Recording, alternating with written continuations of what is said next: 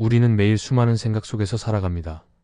어떤 생각은 우리를 위로하고 힘을 주지만 어떤 생각은 이유 없이 마음을 무겁게 하고 불안을 키웁니다. 때로는 아무 이유 없이 부정적인 생각이나 의심이 밀려와 마음을 흔들고 평화를 빼앗아 가는 것처럼 느껴질 때가 있습니다. 그러나 이러한 마음의 싸움은 단순히 현대 사회의 스트레스나 우연의 결과가 아닙니다. 성경은 이 모든 것이 영적인 전쟁임을 분명히 가르치며 사탄이 우리의 마음을 공격하여 하나님과 멀어지게 하려는 전략이 있다는 것을 보여줍니다. 마음은 영혼의 문과 같아서 우리가 어떤 생각을 품느냐에 따라 우리의 말과 행동이 결정되고 결국 삶의 방향까지 바뀌게 됩니다. 그래서 잠언 4장 23절에서 모든 것보다 내 마음을 지키라고 강조하는 것입니다. 오늘 우리는 왜 마음의 전쟁이 일어나는지, 그리고 이 전쟁에서 어떻게 승리할 수 있는지 하나님의 말씀 안에서 함께 살펴보고자 합니다. 첫째, 마음은 영혼의 문이며 생각은 전쟁의 시작점입니다. 마음은 단순히 감정을 느끼는 공간이 아닙니다. 마음은 우리의 삶 전체를 이끄는 중심이며 영혼으로 들어가는 문과도 같습니다. 우리가 어떤 생각을 품고 그것을 어떻게 다루느냐에 따라 우리의 말이 달라지고 행동이 달라지며 결국 우리의 삶의 방향까지 바뀌게 됩니다. 그렇기 때문에 성경은 잠언 4장 23절에서 지킬 만한 것보다 더욱 마음을 지키라고 말하며 그 이유를 생명의 근원이 그 마음에서 흘러나오기 때문이라고 강조합니다. 생각은 그 자체로 사소해 보일 수 있습니다. 때로는 단순한 염려, 불안, 혹은 억울함처럼 느껴지는 감정들이 마음속에 자리 잡고 아무 대수롭지 않게 흘러가는 것처럼 느껴지기도 합니다. 그러나 이 생각들을 그냥 두면 그것들은 점차 자라나 습관이 되고 행동으로 이어집니다.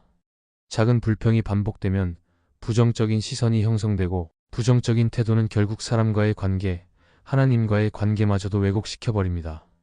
우리가 아무 의식 없이 품은 생각 하나가 우리의 인생에 얼마나 큰 영향을 미칠 수 있는지 깨닫는 것은 매우 중요합니다.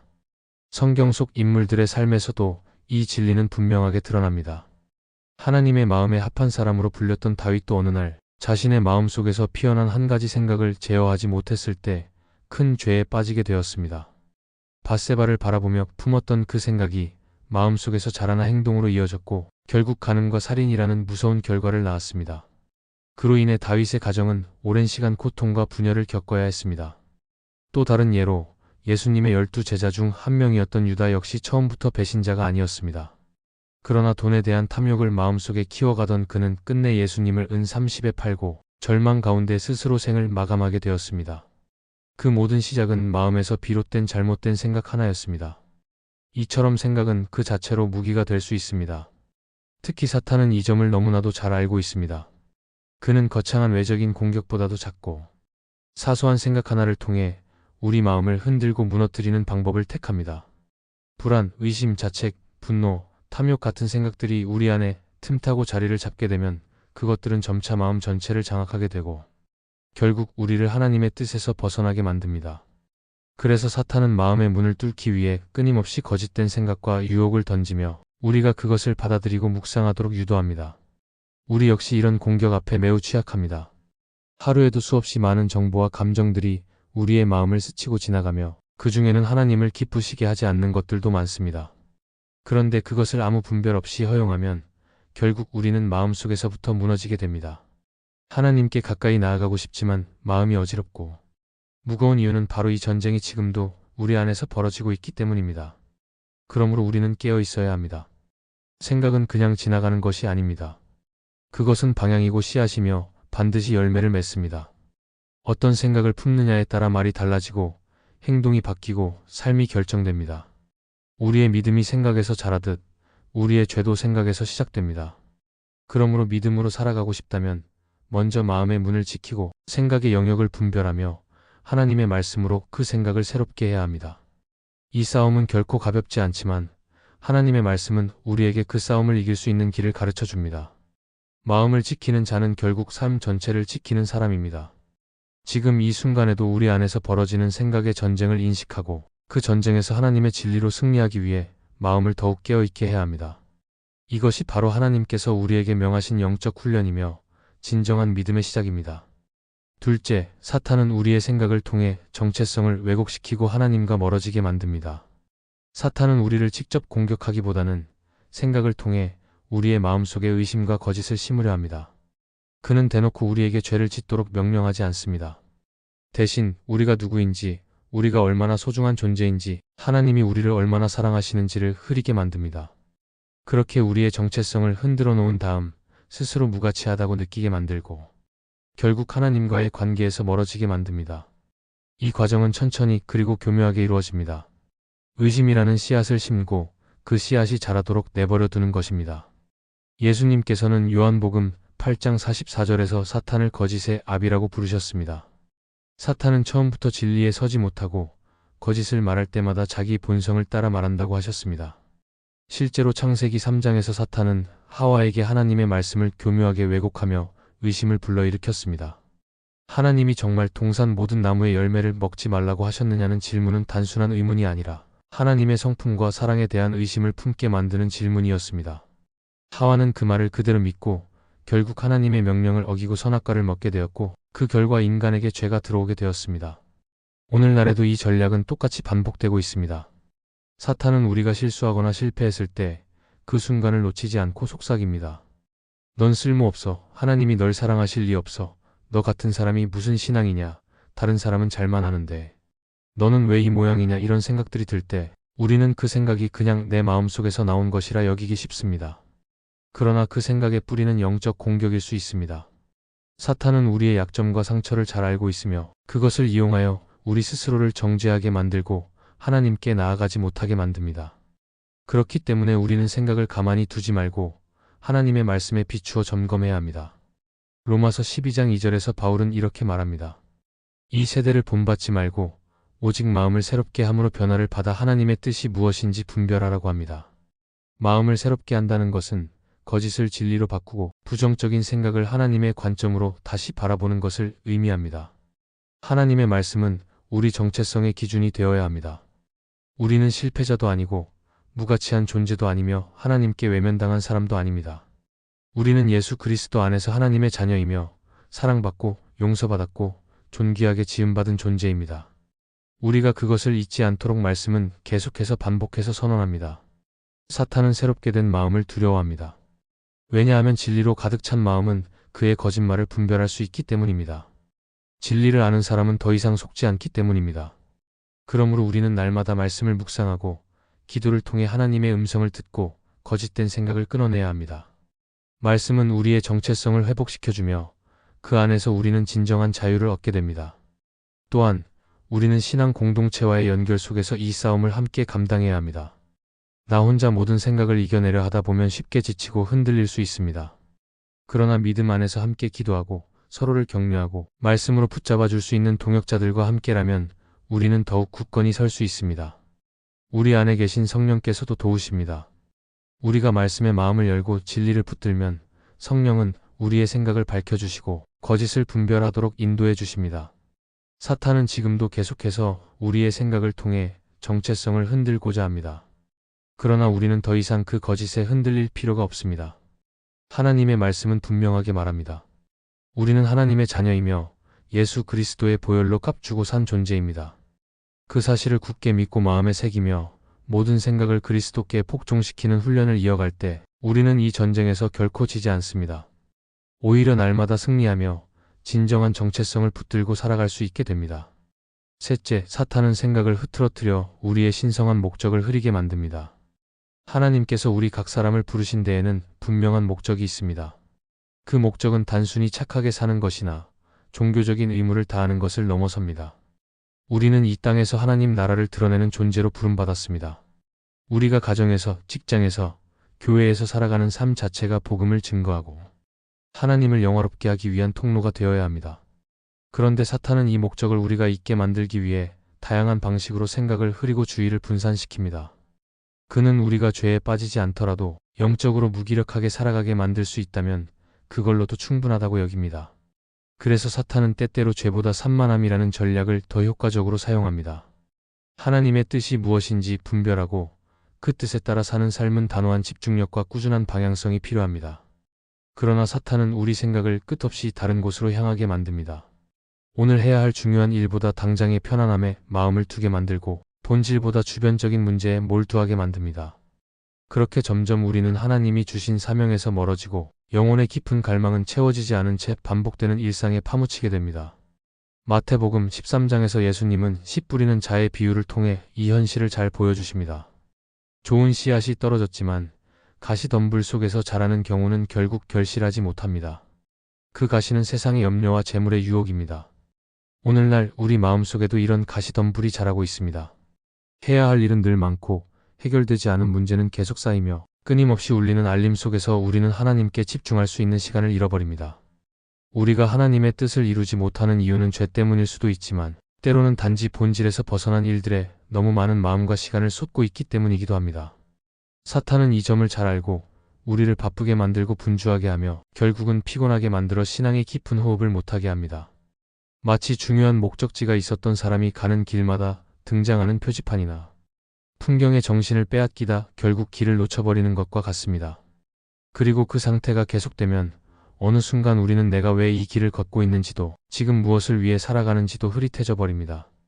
이럴 때 우리는 정신을 차리고 다시 본질을 붙들어야 합니다. 사탄이 생각을 흐트러뜨릴수록 우리는 오히려 더 분명하게 중심을 세워야 합니다. 하나님의 말씀에 집중하고 기도로 우리의 영을 깨우고 삶의 우선순위를 재정비해야 합니다. 소셜미디어, 뉴스, 오락, 인간관계, 업무 등은 분명 우리의 삶에 필요한 요소일 수 있습니다. 그러나 그것들이 하나님의 일보다 앞서기 시작하고 우리의 시선을 뺏고 마음을 흩뜨릴 때는 단호하게 걸러낼 줄 알아야 합니다. 하루 중 가장 맑고 소중한 시간을 하나님께 드리고 주어진 자리에서 하나님의 뜻을 이루는 일에 마음을 모을 수 있어야 합니다.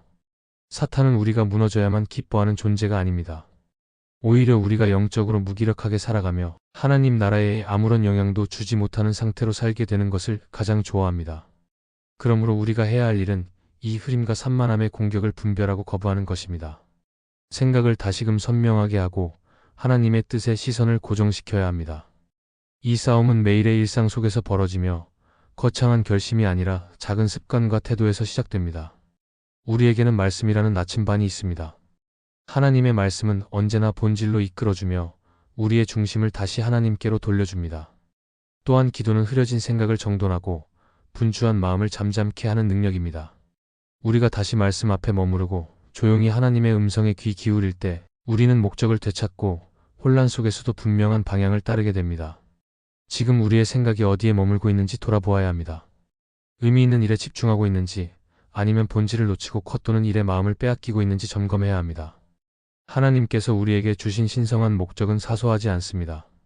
그것은 이 땅에서 빛과 소금으로 살아가며 하나님의 영광을 드러내는 삶입니다. 이 목적을 위해 마음을 다시 바로 세우고 흐트러진 생각을 하나하나 하나님의 말씀으로 붙잡아야 합니다. 그렇게 살아갈 때 우리는 사탄의 전략에 넘어가지 않고 하나님이 주신 길을 흔들림 없이 걸어갈 수 있게 됩니다.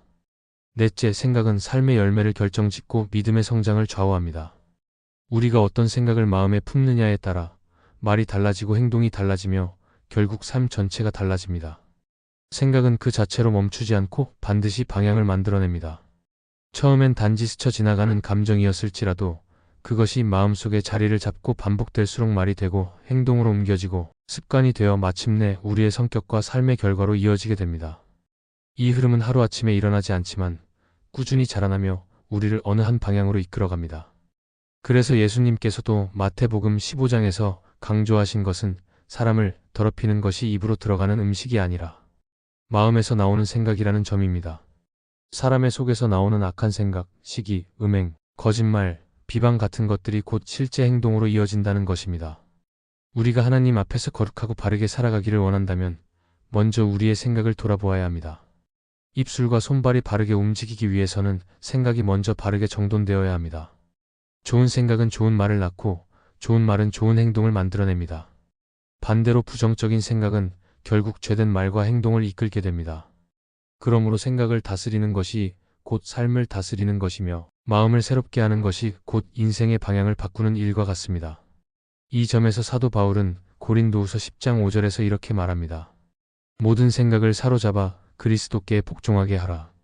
생각은 제멋대로 흘러가도록 두면 결국 죄에 이르게 됩니다. 하지만 우리가 생각을 분별하고 그것을 붙잡아 하나님의 말씀 앞에 세우면 비로소 우리의 마음은 평안을 얻고 믿음 안에 굳게 설 수 있게 됩니다. 이 싸움은 단 한 번으로 끝나지 않습니다. 매일 반복되는 훈련이 필요하고 그 과정은 인내를 요구합니다. 그러나 이 훈련이 거듭될수록 우리는 말씀을 통해 생각을 정돈하는 힘을 얻게 됩니다.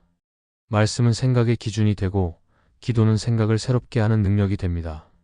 우리가 말씀과 기도 가운데 거하면 더 이상 생각이 우리를 끌고 다니는 것이 아니라 우리가 생각을 다스리며 하나님이 기뻐하시는 길로 나아갈 수 있습니다. 생각의 흐름은 곧 삶의 열매를 결정짓습니다. 우리가 무엇을 자주 생각하느냐는 결국 우리 안에 어떤 사람이 형성되고 있는지를 보여줍니다. 팀 켈러는 하나님을 말하다에서 이렇게 말했습니다. 우리가 반복적으로 마음에 품는 생각은 우리의 정체성을 형성하고 그 정체성은 결국 우리가 무엇을 사랑하고 어떻게 사는지를 결정한다. 이 말처럼 생각은 단순한 머릿속 활동이 아니라 영혼 깊은 곳에서 우리의 삶 전체를 움직이는 동력이 됩니다. 사랑과 용서, 긍휼, 온유와 같은 하나님의 성품은 결코 갑자기 나타나는 것이 아닙니다.